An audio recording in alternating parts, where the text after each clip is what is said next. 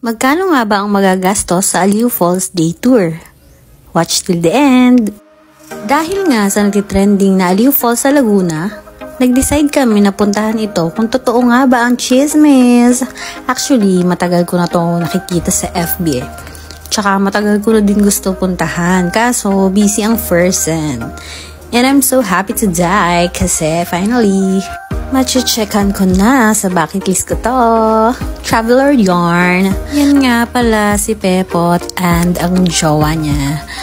At dito nga ay madadaan natin ang Pila Laguna, Santa Cruz Laguna, at syempre ang tourist capital of Laguna, Agsanhan. Yes, there you go. 2 hours away nga lang pala ito from Malvar, Batangas. Pwede nyo rin to makita sa Waze. Search nyo lang ang Pilgrim's Dream or Aliw Falls. At nandito na nga tayo sa Louisiana kung saan nandito ang Aliw Falls. At dito nga ay nakita na namin ang Pilgrim's Dream, kaya pasok na tayo. Let's go! Tumigil nga muna kami sa may guardhouse kasi may ibibigay sa amin na papel para ibigay nga doon sa loob. At dito nga nagbabayad ng mga fees.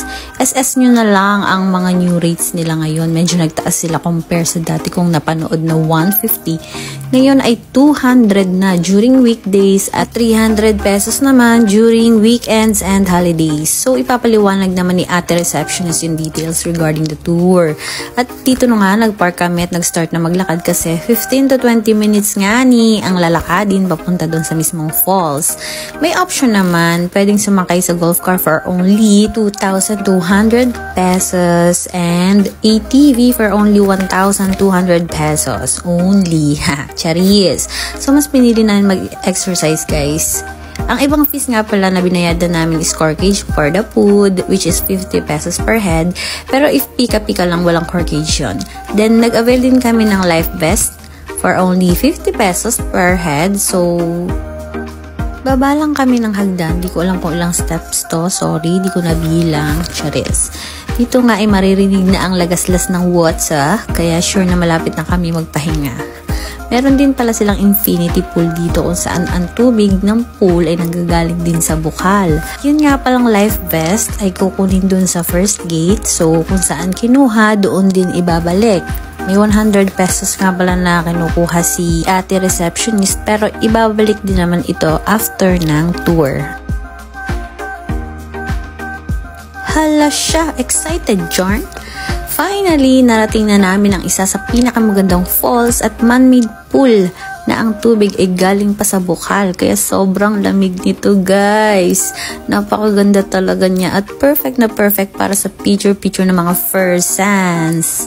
Ang falls nga pala dito ay may lalim na 35 feet. Kaya required na gumamit ng life vest bago mag-swimming dito kasi talagang malalim siya. Tignan nyo naman. Wow! Look at the view. Napakaganda. Hala siya. Natulala sila. May nakitang artista, chares.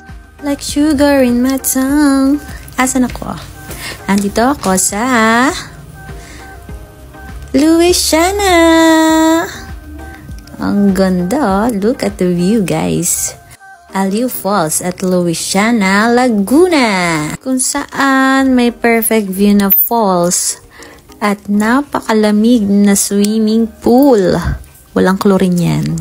May lubid na pwede hawakan nga pala dito, guys, para makarating ka nga sa mismong ilalim ng falls.